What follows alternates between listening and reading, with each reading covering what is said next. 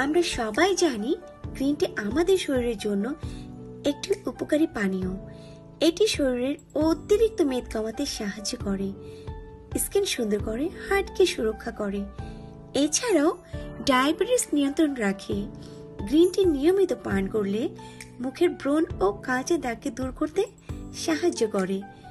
Green টিকে আরো বেশি সুস্বাদুভাবে পান করতে আমরা সরাসরি জাপান থেকে নিয়ে এলাম মার্চা লাতে।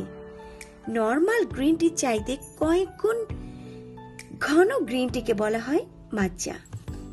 মাচ্চা সাধারণত জাপানিজরা দুধের সাথেও পান করে থাকেন, হট কিংবা কোল্ড ড্রিঙ্ক হিসেবে।